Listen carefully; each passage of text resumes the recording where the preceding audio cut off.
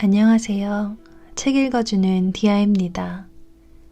오늘 소개해드릴 작품은 히가시노 게이고의 나미야 잡화점의 기적입니다. 인생 막판에 몰린 3명의 젊은 친구, 빈집을 털러 갔다가 변변한 물건도 건지지 못한 채 도망쳐 나왔습니다. 설상가상으로 차가 고장나는 바람에 오래전에 폐업한 가게로 피신하게 됩니다.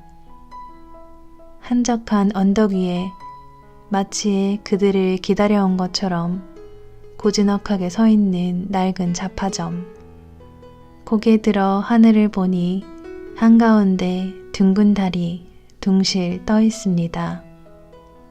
뒷문을 열고 들어서는 순간 시간과 공간이 출렁 뒤틀리는데 오늘의 작품 나미야 잡화점의 기적은 작가 히가시노 게이고의 대표작으로 손꼽힐 만한 작품입니다.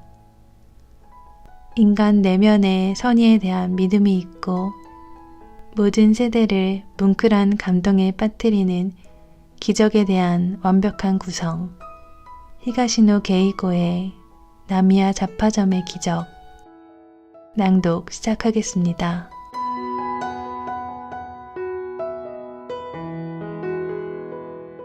나미야 잡화점의 기적. 지은이 히가시노 게이고. 펴낸곳 현대문학. 제1장. 답장은 우유상자에.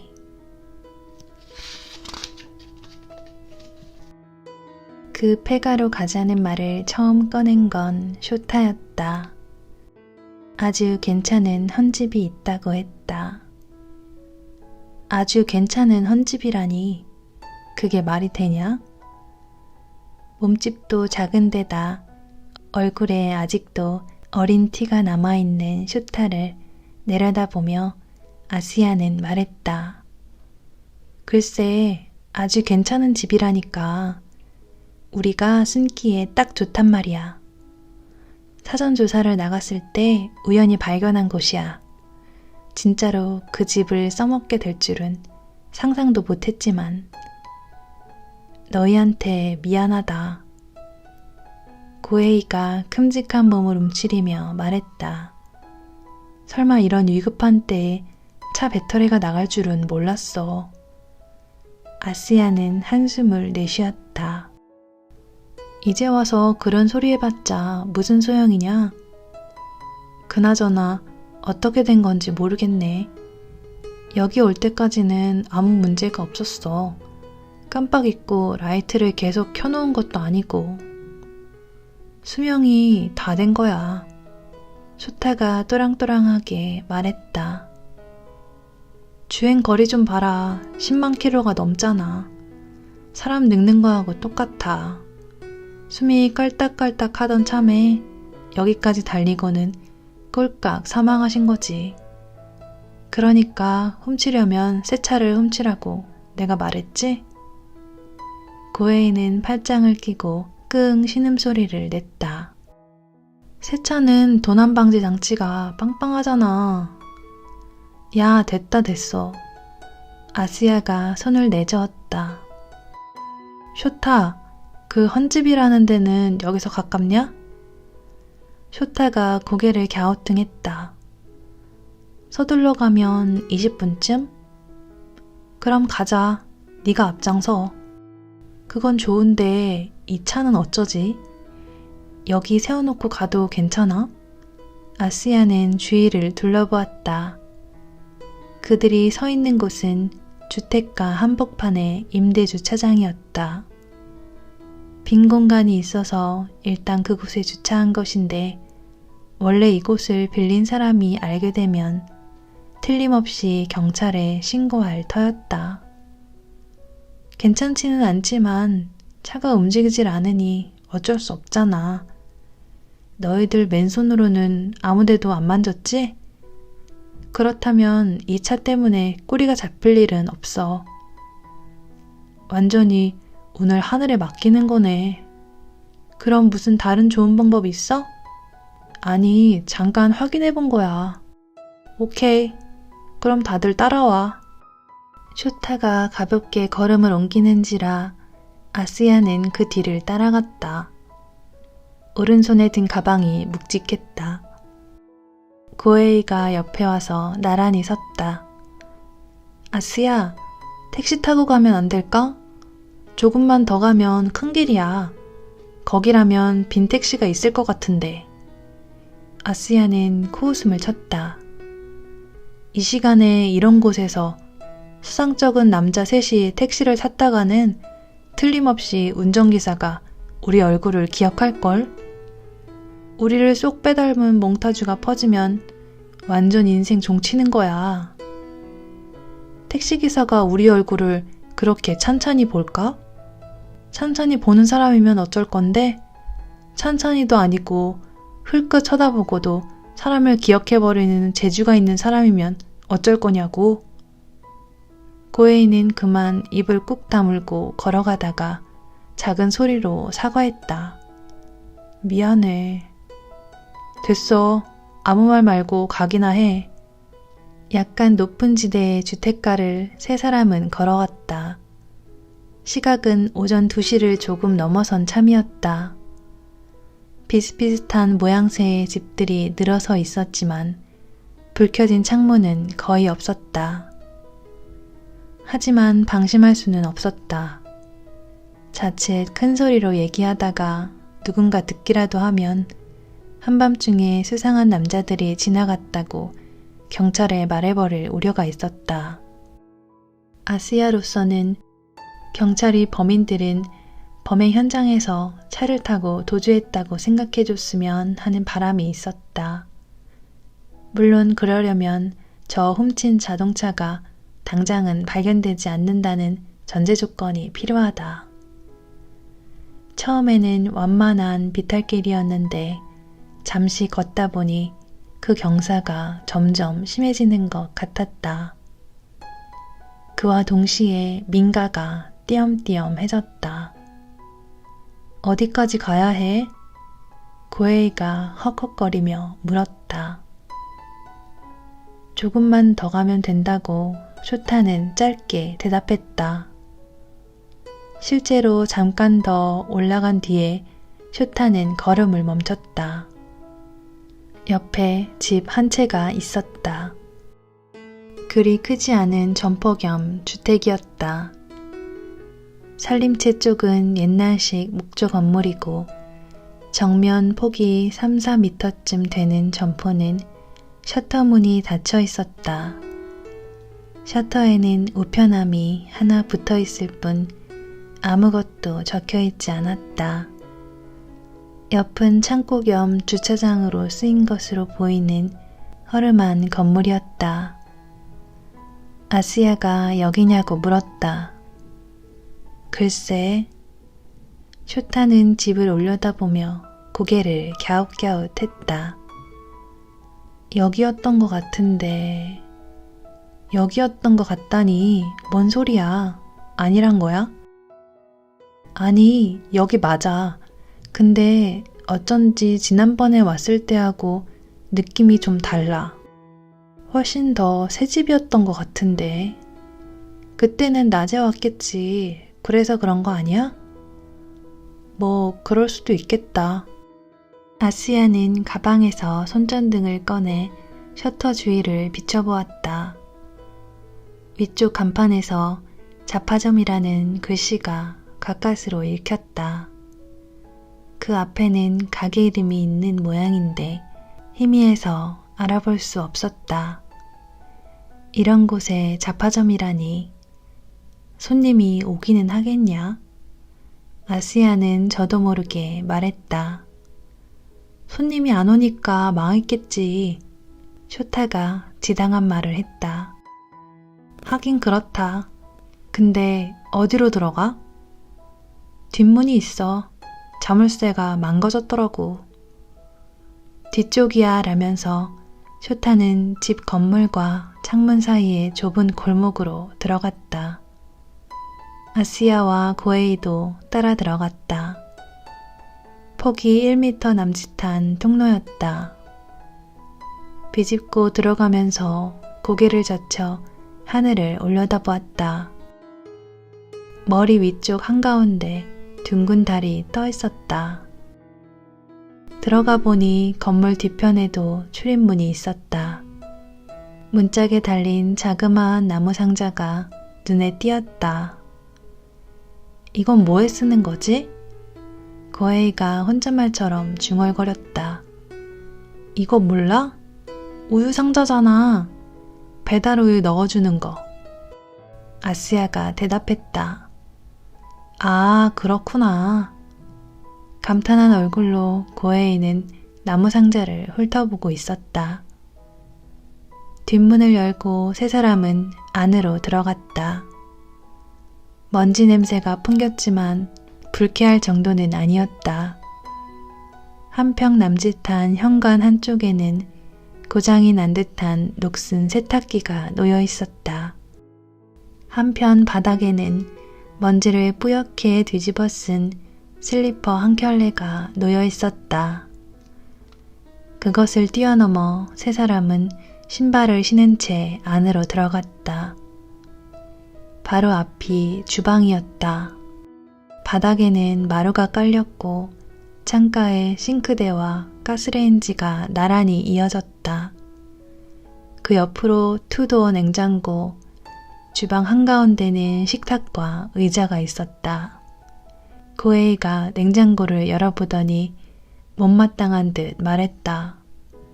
아무것도 없네. 야, 당연하지.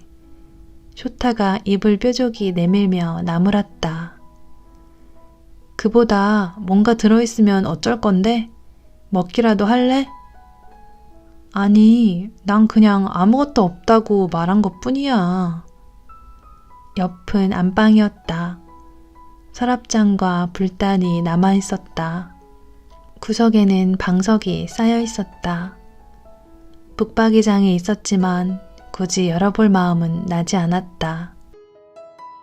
안방 건너편이 가게였다. 아스야는 가게 쪽을 손전등으로 비춰보았다. 상품 진열장에 아주 조금이지만 물건이 남아있었다. 문구류, 주방용품, 청소도구, 대충 그 정도였다. 와우, 빙고! 불단 서랍을 살펴보던 쇼타가 말했다. 양초가 있어. 이걸로 불빛은 확보했다. 양초 몇 개에 라이터로 불을 붙여 여기저기에 세웠다. 이것만으로도 집안이 제법 환해졌다. 아스야는 손전등을 껐다. 고에이가 휴 하고 내쉬며 바닥에 털썩 주저앉았다. 이제는 날 새기만 기다리면 되겠네. 아스야는 휴대폰을 꺼내 시각을 확인했다. 오전 2시 30분을 살짝 넘어선 참이었다. 이런 것도 있어.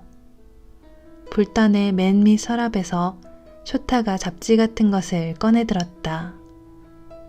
해묵은 주간지인 모양이다. 어디 좀 보자. 아스야가 손을 내밀었다. 먼지를 털어내고 다시 한번 표지를 살펴보았다. 탤런트인가 젊은 여자가 활짝 웃고 있는 사진이었다. 어쩐지 낯익은 얼굴이다 싶어서 찬찬히 들여다보니 생각이 났다. 어머니 역할로 텔레비전 드라마에 자주 나오는 여배우다. 지금 나이가 60대 중반쯤일 것이다. 주간지를 뒤집어 발행 일자를 확인했다. 40여 년 전 날짜가 찍혀 있었다. 두 사람에게 말해주었더니 눈이 휘둥그레졌다. 와, 굉장하네. 40년 전에는 어떤 일들이 있었지? 쇼타가 동그랗게 입을 벌리며 말했다. 아스야는 주간지 책장을 넘겨보았다. 전체적인 짜임새는 요즘 주간지와 별반 다르지 않았다. 화장지와 세제를 사재기하는 바람에 슈퍼마켓의 대혼란. 이 얘기 나도 들은 적 있어. 아, 나 그거 알아. 고에이가 말했다. 오일 쇼크 때였어. 아스야는 목차를 대충 훑어보고 마지막으로 화보를 본 뒤에 주간지를 덮었다. 아이돌이나 누드 사진은 없었다. 이 집 언제까지 사람이 살았을까? 주간지를 다시 불단 서랍에 넣어놓고 아스야는 실내를 둘러보았다. 가게에 물건도 좀 남아있고 냉장고에 세탁기도 있어. 급하게 이사간 듯한 느낌인데? 한밤중에 몰래 내뺐을 거야. 틀림없어. 쇼타가 단언했다. 손님이 안 오니까 빚이 자꾸 쌓였다. 그래서 어느 날 밤 짐을 싸서 톡겼다. 대충 그런 거지 뭐. 그런가? 아, 배고프다. 고에이가 처량한 목소리를 냈다. 이 근처에는 편의점 없을까? 있어도 절대 못 가니까 그런 줄 알아. 아스야가 고에이를 흘겨보며 말했다. 아침까지 여기에 조용히 박혀 있어. 한숨 자고 나면 금방 날 셀 테니까. 고에이는 목을 움츠리며 제 무릎을 껴안았다. 난 배고프면 잠이 안 오는데. 게다가 먼지가 수북해서 눕지도 못하겠어. 쇼타가 말했다. 하다못해 뭔가 깔 거라도 있으면 좋겠는데. 잠깐 있어봐. 그렇게 말하고 아스야는 자리에서 일어났다. 손전등을 들고 가게로 내려갔다. 상품 진열대를 비추면서 가게 안을 한 바퀴 살펴보았다. 비닐 시트 같은 게 있으면 좋겠다고 생각한 것이다. 통 모양으로 말린 창호지가 눈에 띄었다. 그걸 펼치면 그럭저럭 잠자리로 써먹을 수 있을지도 모른다. 그렇게 생각하고 손을 내밀려던 때였다. 등 뒤에서 작은 소리가 났다. 흠칫해서 돌아보았다. 뭔가 하얀 것이 셔터 바로 앞에 종이 상자 속으로 툭 떨어지는 게 보였다. 손전등으로 종이 상자 안을 비춰보았다. 아무래도 편지 같았다. 한순간 온몸의 피가 수렁거렸다. 누군가 방금 셔터의 우편함에 넣고 간 것이다. 이 시간에 이런 폐가에 집배원이 우편물을 배달해 줄 리는 없다. 그렇다면 이 집에 자신들이 있다는 것을 눈치챈 누군가가 뭔가를 알려주려고 다녀갔다는 얘기가 된다. 아스야는 심호흡을 하고 우편함 투입구 뚜껑을 살그머니 열어 바깥 상황을 살펴보았다. 혹시 경찰차가 둘러싸고 있는 건 아닌가 하고 걱정했지만 예상과는 달리 바깥은 깜깜할 뿐이었다. 인기척도 없었다. 조금쯤 마음이 놓여서 편지를 집어들었다. 앞면에는 아무것도 적혀있지 않았다. 뒤집어 보니 동구스름한 글씨체로 달토끼라고 써있었다. 그 편지를 들고 안방으로 돌아왔다. 두 사람에게 보여줬더니 둘 다 으스스하다는 표정이었다. 무슨 편지래? 전부터 거기 있었던 거 아니야? 쇼타가 말했다. 아니야. 누군가 방금 집어넣고 갔어. 우편함에서 떨어지는 걸 내 눈으로 똑똑히 봤으니까 틀림없어. 게다가 이 봉투 좀 봐. 새 것이잖아. 전부터 거기 있었던 봉투라면 이보다 훨씬 더 때를 탔겠지. 고에이가 큼직한 몸을 잔뜩 웅크렸다. 경찰인가? 나도 그 생각을 했는데 그건 아닌 것 같아. 경찰이라면 그런 흐릿허분한 짓은 안 해. 그건 그래. 쇼타가 중얼거렸다. 경찰이 달토끼라는 달달한 이름을 쓸 리도 없고. 그럼 대체 누구냐고. 고에이가 불안한 듯 까만 눈동자를 굴렸다. 아스야는 봉투를 찬찬히 들여다보았다. 손에 느껴지는 감촉으로는 제법 두툼했다. 편지라고 한다면 꽤 긴 편지다. 이걸 우편함에 넣은 사람은 대체 우리에게 무엇을 전하려는 것인가? 아니야.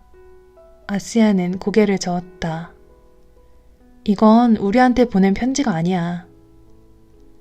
왜냐고 묻듯이 두 사람이 동시에 아스야를 올려다보았다. 생각해봐. 우리가 이 집에 들어오고 얼마나 됐냐? 짤막한 메모라면 모르지만 이 정도로 두툼한 편지를 쓰려면 적어도 30분 이상은 걸릴 거라고. 맞는 말이야. 쇼타가 고개를 끄덕였다. 근데 이게 꼭 편지라고는 할 수 없잖아? 하긴 그렇지. 아스야는 다시 편지 봉투에 시선을 떨구었다. 날개에 풀칠을 해서 단단히 봉한 편지였다. 마음을 정하고 그 부분을 손끝으로 잡았다. 야, 뭐 하려고? 쇼타가 물었다. 뜯어봐야지. 편지를 읽어보는 게 가장 예의가 빨라. 그래도 우리한테 온 편지가 아니잖아. 고에이가 말했다. 남의 편지를 마음대로 뜯어보는 건 안 좋은 일이야. 어쩔 수 없잖아. 받는 사람 이름도 없고. 아스야는 봉투를 뜯었다. 장갑을 낀 채 손가락을 넣어 편지지를 빼냈다. 펼쳐보니 파란 잉크로 쓴 글씨가 빼곡히 이어졌다. 첫 문장은 처음으로 상담 편지를 보내드립니다. 라는 것이었다. 뭐야 이게? 아스야는 저도 모르게 중얼거렸다. 고에이와 쇼타가 옆에서 고개를 들이밀고 넘어다 보았다. 그것은 실로 기묘한 편지였다. 처음으로 상담 편지를 드립니다. 저는 달토끼라고 합니다. 여자예요. 사정이 있어서 이름을 밝히지 못하는 점을 양해해 주세요. 실은 제가 현역으로 뛰고 있는 운동선수예요. 죄송하지만 어떤 종목인지는 밝힐 수가 없네요. 왜냐하면 제 입으로 이런 말씀을 드리기는 쑥스럽지만 나름대로 괜찮은 성적을 올려서 내년에 있을 올림픽 대표 후보자로 이름이 올라 있거든요. 제가 종목을 밝히면 누구인지 대충 짐작해 버리실 거예요. 그리고 지금부터 하려는 상담은 제가 올림픽 대표 후보자라는 것을 숨기고서는 밝힐 수 없는 내용이랍니다. 부디 양해해 주시기 바랍니다. 저에게는 사랑하는 사람이 있습니다. 저를 가장 잘 이해해주고 누구보다 큰 도움과 전폭적인 응원을 해주는 사람이에요. 제가 올림픽에 나가는 것을 진심으로 바라고 있기도 합니다. 그러기 위해서라면 어떤 희생도 치르겠다고 말해주는 사람이에요. 실제로 지금까지 물리적으로나 정신적으로나 헤아릴 수 없을 만큼 많은 도움을 받았어요. 그런 헌신적인 도움 덕분에 저는 지금까지 최선을 다할 수 있었죠. 어떤 힘든 연습도 그 사람 덕분에 이겨낼 수 있었어요. 오로지 올림픽 무대에 서는 것만이 그의 사랑에 대한 보답이라고 생각해 왔습니다. 그런데 그런 우리에게 악몽 같은 일이 일어났습니다. 갑자기 그가 쓰러진 거예요. 병명을 듣고 저는 눈앞이 캄캄해졌습니다. 암이었어요. 치유될 가망이 거의 없고 앞으로 기껏해야 반년 정도라고 의사 선생님이 저한테만 얘기해 주셨어요. 하지만 아마 그 사람도 대강 짐작은 하고 있는 것 같습니다. 그는 병원에 누워 있으면서도 자신의 병은 전혀 개의치 말고 경기에만 집중하라고 말합니다. 지금이 가장 중요한 시기라면서요. 그건 맞는 말이기는 합니다. 합숙이며 해외 원정 같은 훈련 일정이 빡빡하게 짜여 있으니까요. 올림픽 대표로 선발되려면 지금 열심히 하지 않으면 안 됩니다. 저도 머리로는 충분히 잘 알고 있어요. 하지만 내 안에 있는 또 다른 나, 경기에 출전할 선수가 아닌 또 하나의 나는 그 사람과 함께 있기를 간절히 원합니다. 훈련 따위는 내팽개치고 그 사람 곁을 지키며 간호해주고 싶은 마음뿐이에요. 사실은 그에게 올림픽 출전을 포기하겠다고 말해버린 적도 있어요.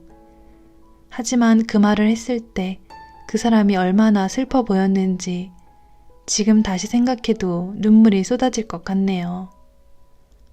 제발 그런 생각은 하지 마라.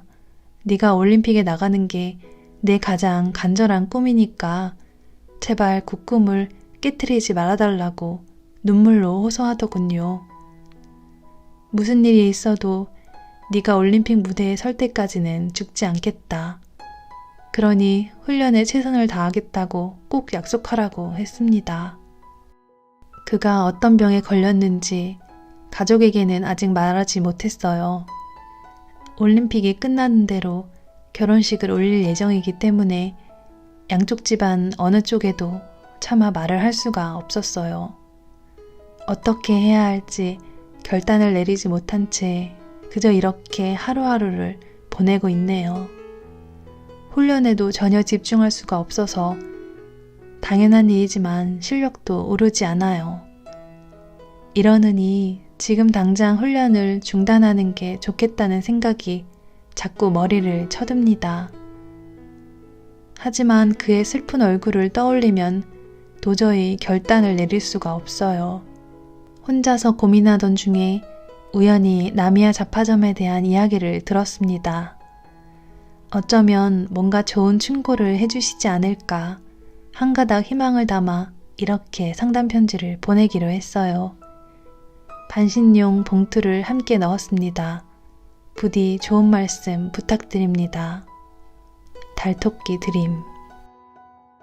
편지를 다 읽고 셋이서 서로를 마주보았다. 이게 뭐지? 가장 먼저 입을 연 것은 쇼타였다.